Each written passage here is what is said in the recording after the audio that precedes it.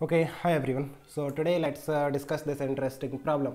So it says find the center of mass of a uniform plate having semicircular inner and outer boundaries of radii r1 and r2 और इस तरह से आपको figure भी दे रखा है.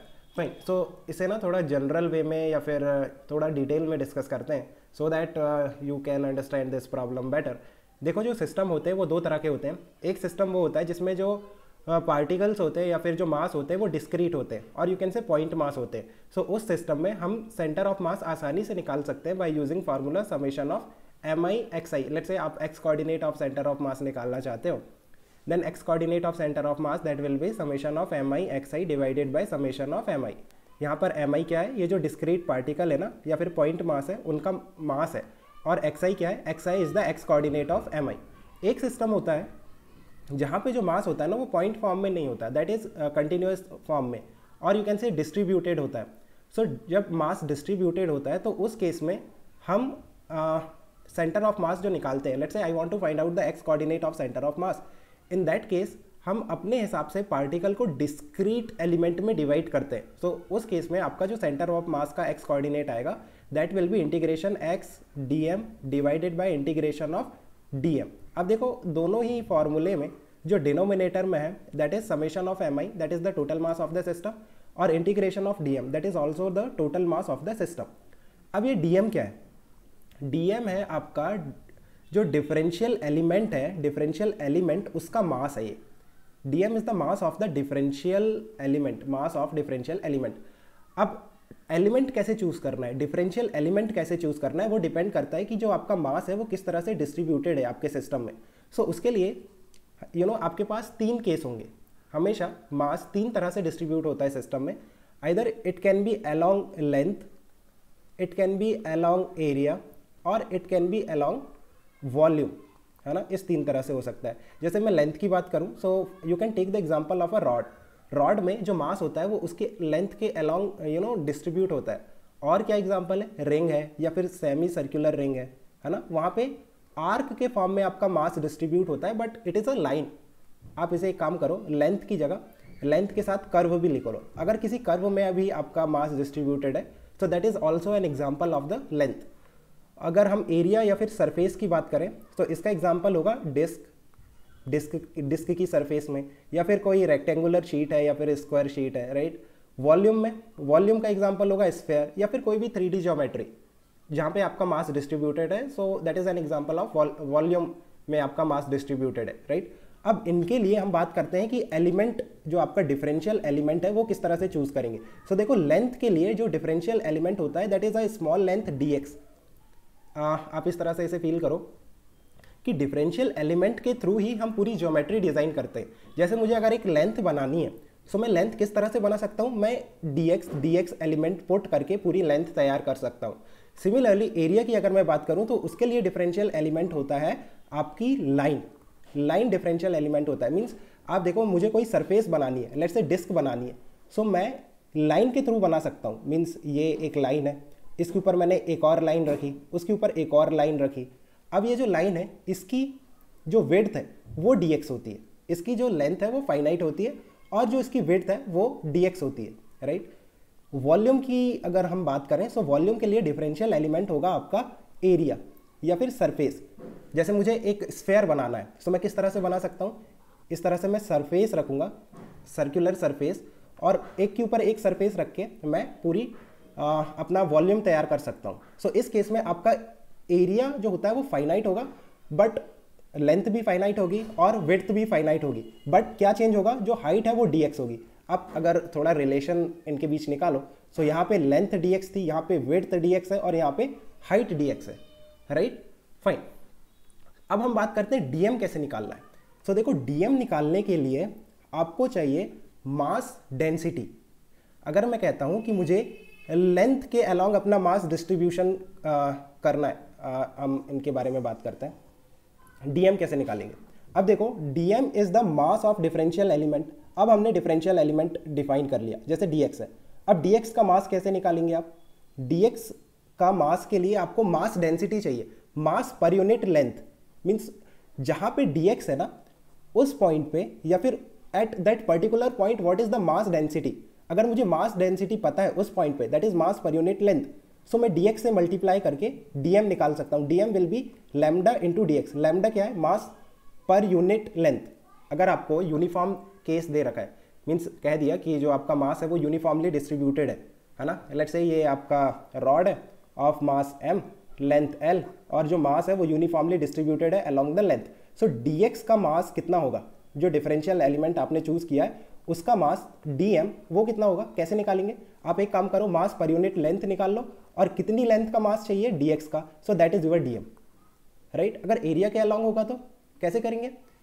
एरिया के अलॉन्ग अगर डिस्ट्रीब्यूटेड होगा, सो हमें क्या करना होगा, अपना डिफरेंशियल एलिमेंट क्या होगा? डिफरेंशियल एलिमेंट होगा एक लाइन, है ना. उस लाइन का एरिया निकालना पड़ेगा. इस केस में हमें जो मास डेंसिटी मिलेगी that will be mass upon area.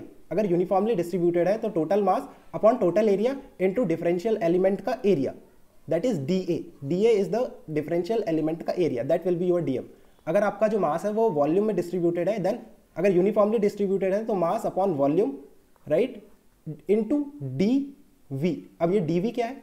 dV is the small volume, means जो आपका डिफरेंशियल एलिमेंट आएगा ना उसका volume, right. So this will be your dm. So I think हम एग्जाम्पल लेंगे सो थोड़ा और अच्छे से समझ आएगा. Let me take the example. जैसे अगर हम रिंग की बात करते हैं, सेमी सर्कुलर रिंग लेते हैं. अगर मैं पूरी रिंग लूँगा तो उसका तो सेंटर ऑफ मास उसके सेंटर पे आएगा, राइट. सो कोई फ़ायदा नहीं होगा. आप देखो इस तरह से मैं एक सेमी सर्कुलर रिंग ले रहा हूँ, राइट. इसका मुझे सेंटर ऑफ मास निकालना है. पहले मैं कोऑर्डिनेट एक्सेस डिफाइन कर लेता हूँ. लेट्स से इसका जो सेंटर है दैट इज 0,0 और इसकी रेडियस r है और इसका मास m है. अब मुझे इसका सेंटर ऑफ मास बताना है. सो आप देखो जो y एक्सेस है वो तो एक्सेस ऑफ सिमेट्री है, मीन्स ये जो सेमी सर्कुलर रिंग है ना ये y एक्सेस के अबाउट सिमेट्रिक है. What does that mean? कि जो आपका सेंटर ऑफ मास होगा वो y एक्सेस में लाई करेगा. अगर y एक्सेस में लाई करता है centre of mass, then x coordinate of centre of mass will be 0. So हमें क्या निकालना है? सिर्फ y निकालना है, y coordinate of centre of mass. और देखो ये कंटिन्यूअस सिस्टम है, मीन्स जो मास है वो कंटिन्यूअस फॉर्म में डिस्ट्रीब्यूटेड है. सो कौन सा फॉर्मूला यूज करना पड़ेगा? इंटीग्रेशन x y कोऑर्डिनेट निकाल रहे हो तो y dm divided by integration of dm. अब integration of dm that will B total mass of the ring. अब हम बात करते हैं y और dm की. अगर आपने y और dm निकाल लिया देन आपका काम हो गया. y coordinate of centre of मास हम इजीली निकाल सकते हैं अगर हमें y पता है और dm पता है. अब dm हम इजीली निकाल सकते हैं. आप देखो dm क्या है? डिफरेंशियल एलिमेंट का मास. सो उसके लिए पहले हमें डिफरेंशियल एलिमेंट निकालना पड़ेगा, मास ऑफ डिफरेंशियल एलिमेंट. सो पहले हमें डिफरेंशियल एलिमेंट डिफाइन करना पड़ेगा. अब ये जो आपका मास है ये डिस्ट्रीब्यूटेड है अलोंग द लेंथ, राइट. जो आर्क है वो भी एक लेंथ है. सो लेंथ के अलोंग अगर हम डिस्ट्रीब्यूटेड होता है तो हमारा जो डिफरेंशियल एलिमेंट होता है वो dx होता है. मीन्स आप इस तरह से dx करके ये पूरी रिंग बना लोगे. अब dx कैसे लेंगे? देखो थोड़ा कैलकुलस का अगर आपको नॉलेज है, सो अगर सर्कुलर स्ट्रक्चर है, सर्कुलर ज्योमेट्री है, सो उस केस में dx को हम आर डी थीटा के टर्म्स में डिफाइन करते हैं. किस तरह से? एक थीटा के बाद आप डी थीटा एलिमेंट काटो और ये जो डी थीटा है ना, डी थीटा पे जो आपका एलिमेंट आ रहा है ये dx है और ये जो dx है that is r d theta in terms of radius and theta. क्योंकि हम जब इंटीग्रेट करेंगे तो थीटा के टर्म्स में करना है, बिकॉज हमारा एलिमेंट कब फॉर्म होगा? जब आपका थीटा वेरी करेगा from theta is equal to 0 to theta is equal to 180, है ना. सो इस केस में जो हमारा dx आता है ना वो आर डी थीटा आता है. तो आर डी थीटा लेंथ का मास कितना होगा? पहले मास पर यूनिट लेंथ निकालो. मास पर यूनिट लेंथ, अब लेंथ कितनी है इसकी? टोटल मास तो m है, कैपिटल M है. अब इसका जो लेंथ है, लेंथ कितना होगा? पाई इंटू आर, है ना. लेंथ हो गया, length of the semi circular ring into dx which is r d theta. So this is your differential element का mass. So this is your dm, है ना. सो देखो कितना आ रहा है, r कैंसिल हो जा रहा है, m by pi into d theta. m by pi into d theta आपका dm आ गया. अब एक ही चीज बची है y क्या है? y है dm का जो सेंटर ऑफ मास है उसका y कोऑर्डिनेट, dm का सेंटर ऑफ मास का y कोऑर्डिनेट, राइट. जैसे हम समेशन ऑफ mi yi लिखते हैं ना, सो वहाँ पे क्या होता है, जो आपका mi है उसका y कोऑर्डिनेट, और y कोऑर्डिनेट अगर आपका जो mi है वो कोई बॉडी है, सो उसका सेंटर ऑफ मास हम लेते हैं. सो इसी तरह से ये जो dm है ना इसका सेंटर ऑफ मास का y कोऑर्डिनेट. अब इस केस में हमारे पास dm क्या है? एक पॉइंट है. आप देखो जो एलिमेंट आया है वो बहुत छोटा है, तो उसका जो सेंटर ऑफ मास होगा वो खुद उसी पॉइंट पे होगा। मीन्स आपका जो पॉइंट है उसका वाई कोऑर्डिनेट हम यहाँ पे ले सकते हैं। फाइन, सो यहाँ पे इसका वाई कोऑर्डिनेट कितना होगा आप देखो, let me use a different colour so that you can understand it better. ये आपका आर है ना, आर है, और ये एंगल थीटा है, ये एंगल थीटा है। सो ये जो वाई कोऑर्डिनेट हमें मिलेगा इस एलिमेंट का या फिर इस एलिमेंट के सेंटर ऑफ मास का, दैट विल बी आर का साइन थीटा। सो इस केस में हमारा जो y होगा that will be r sine theta. अब हमारा काम हो गया है। आप देखो y और dm निकालना होता है। अब हम इजीली निकाल सकते हैं y coordinate of centre of mass, that will be integration y की जगह आर साइन थीटा रख दो और dm की जगह क्या रखोगे, m upon pi into d theta, और इसे इंटीग्रेट कर लो from theta is equal to 0 to theta is equal to 180 degree और डिवाइडेड बाय टोटल मास, है ना। सो देखो कैपिटल M तो वैसे भी कैंसिल हो रहा है, r upon pi sine theta का integration minus of cos theta, और लिमिट पुट कर दो from theta is equal to 0 to theta is equal to 180 degree. So यहाँ से आपका आएगा 2r अपॉन पाई। मीन्स अगर हमारे पास एक सेमी सर्कुलर रिंग है, उसका जो सेंटर ऑफ मास होगा वो y एक्सिस में होगा। अगर हम अपनी कोऑर्डिनेट एक्सिस इस तरह से डिफाइन करते हैं कि यहाँ पे ओरिजिन है उसके सेंटर पे, तो उसका जो y coordinate of centre of मास होगा, मीन्स सेंटर ऑफ मास होगा that will B at a distance of 2r upon pi if r is the radius of the semi circular ring, right. Fine, so I think ये clear है। अब हम question पे चलते हैं। देखो ये क्वेश्चन है ना, let me draw the figure hair.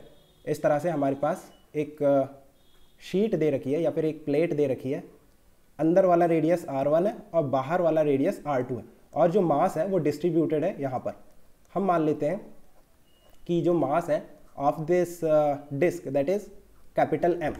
अब मास कहाँ डिस्ट्रीब्यूटेड है, एरिया में। सो पहली बात तो हमें इंटीग्रेशन से निकालना पड़ेगा क्योंकि मास जो है वो पॉइंट फॉर्म में नहीं है। सो पहले एक्सेस डिफाइन कर लेते हैं, ये एक्स एक्सेस हो गया और ये वाई एक्सेस हो गया, राइट। सेकंड स्टेप क्या है, पहले फॉर्मूला लिख लो। देखो एक्सेस ऑफ सिमिट्री, आप देखो एक्स एक्सेस में सेंटर ऑफ मास नहीं होगा, सेंटर ऑफ मास कहाँ होगा, वाई एक्सेस में, क्योंकि y axis is the axis of symmetry. ये जो फिगर है आपका ये वाई एक्सेस के अबाउट सिमिट्रिक है। So x coordinate of centre of mass will be again 0 क्योंकि आपका centre of mass y coordinate y axis पे होगा।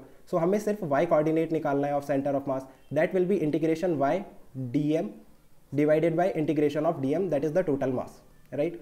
अब dm और y निकाल लिया तो हमारा काम हो गया, dm और y निकालना है। फाइन, सो इस केस में आप देखो जो मास डिस्ट्रीब्यूटेड है वो कहाँ डिस्ट्रीब्यूटेड है, एरिया में डिस्ट्रीब्यूटेड है।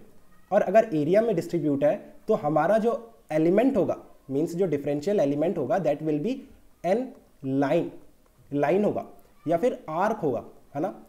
इस तरह से हमें डिफरेंशियल एलिमेंट चूज करना है कि हम एक के ऊपर एक डिफरेंशियल एलिमेंट जब पुट करें तो हमारा ज्योमेट्री तैयार हो जाए।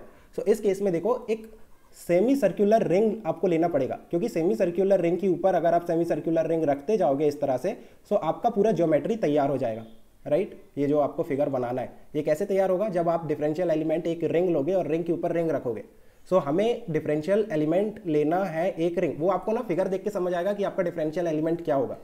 और ये कुछ कॉमन और बहुत स्टैंडर्ड है डिफरेंशियल एलिमेंट, तो ये आप याद भी रख सकते हो।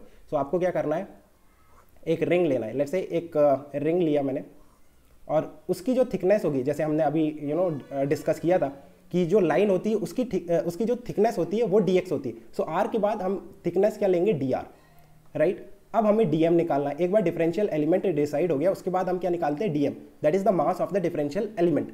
और वो कैसे आता है, मास डेंसिटी इनटू एरिया। अब इसका एरिया को हमें मल्टीप्लाई करना पड़ेगा with the area density, means मास पर यूनिट एरिया निकाल लो। सो पहले मास पर यूनिट एरिया निकालते हैं। टोटल मास कैपिटल M है, total mass is capital M divided by area, कितने एरिया पे वो फैला हुआ है। सो पाई r2 square minus r1 square divided bye 2, this is the मास पर यूनिट एरिया, राइट। देखो जो मास है ये r1 है और ये r2 है, राइट। सो ऊपर वाली जो डिस्क थी, मीन सेमी सर्कुलर जो डिस्क थी ऑफ रेडियस r2, उसका एरिया कितना है, पाई r2 स्क्वायर बाय 2 माइनस जो अंदर वाली डिस्क थी सेमी सर्कुलर डिस्क, उसका मैंने एरिया माइनस कर दिया पाई r1 स्क्वायर बाय 2, है ना। तो इस तरह से मुझे ये वाला एरिया मिल गया। सो ये मास पर यूनिट एरिया, इसे मल्टीप्लाई करना पड़ेगा with the area of the differential element. So differential element का एरिया मीन्स ये आपका डिफरेंशियल एलिमेंट है, अब इसका एरिया कितना होगा, इसकी लेंथ इंटू डी आर। अब इसकी लेंथ कितनी होगी, that will be pi r, और इसकी जो थिकनेस है that is d r. So this is the d a, d m is the area of the differential element. अब आप इसे मल्टीप्लाई कर दो pi r d r, so this will be your d m. Mass density को, mass पर unit area को मैंने area of the differential element से मल्टीप्लाई कर दिया, सो ये डीएम हो गया। अब क्या बचा, वाई बचा। वाई क्या है, डीएम का सेंटर ऑफ मास का वाई कोऑर्डिनेट है ना। Y is the differential element के सेंटर ऑफ मास का वाई कोऑर्डिनेट। अब डिफरेंशियल एलिमेंट एक रिंग है, सो इसका सेंटर ऑफ मास हमने अभी निकाला था, कहाँ पर होता है, वाई एक्सिस में ही होता है। और y coordinate of centre of mass कितना होगा, अगर इसकी रेडियस आर है, so that will be 2r upon pi, है ना। अभी हमने इसके पहले डिस्कस किया था 2r अपॉन पाई। सो वाई भी हमें पता है, that will be 2r upon पाई। अब सिंपली हम पुट कर सकते हैं, है ना, अब सारा काम हो गया है। So y into d m that will be, देखो पाई कैंसिल हो रहा है और ये 2 को ऊपर ले जाओ, सो ये आ रहा है 2m upon r2 square minus r1 square into r into D R. और इंटीग्रेशन अब कहाँ से कहाँ होगा, r1 से लेकर के r2 तक। हमें रिंग कहाँ से कहाँ तक रखनी है, r1 से लेकर के, मीन्स R1 से हम चालू करेंगे रिंग रखना, और वो कब तक रखते जाएंगे, जब तक R2 नहीं आ जाता, है ना। इस तरह से पूरा ज्योमेट्री तैयार हो जाएगा। Divided by total mass, that will be your y coordinate of centre of mass. अब इसे सिंपली आप इंटीग्रेट कर लो, काफ़ी सिंपल सा इंटीग्रेशन दिख रहा है। 4 कैपिटल M बाहर हो गया, अंदर R स्क्वायर बचा ऊपर, और डी आर बचा। इंटीग्रेशन पाई भी बाहर हो गया, और r2 square minus r1 square भी बाहर हो गया, और डिवाइड में कैपिटल M था, तो ये कैपिटल M कैंसिल हो जाएगा। This is your y coordinate of centre of mass. अब इसे जब आप इंटीग्रेट करोगे तो आपको r1 से लेकर के r2 तक इंटीग्रेट करना है। सो ये r³ बाई 3 हो गया, सो r2 का क्यूब माइनस r1 का cube by 3 divided by pi r2 square minus r1 square, और ऊपर एक 4 भी है। So this is y coordinate. आप देखो r2 माइनस r1 आप चाहो तो ऊपर और नीचे से r2 माइनस r1 ऊपर और नीचे से कैंसिल हो रहा है, सो इसे कैंसिल कर देते हैं। So 4 upon 3 pi r2 square plus r1 square plus r1 r2, और नीचे क्या बचेगा, r1 plus r2, right, fine. So this is your y coordinate of centre of mass, है ना। अब हम इसमें कुछ स्पेशल केस की अगर हम बात करें, सो देखो इस तरह से हमारी ज्योमेट्री थी, ये r1 था और ये r2 था। व्हाट विल हैपन अगर आप R1 को डिक्रीज करते जाओ, R1 को डिक्रीज करते जाओगे, सो इस तरह से होगा R1, और डिक्रीज करते जाओ और डिक्रीज करते जाओ। सो जब R1 0 हो जाएगा ना, तो ये जो आपका स्ट्रक्चर है ये एक सेमी सर्कुलर डिस्क बन गई ऑफ रेडियस R2।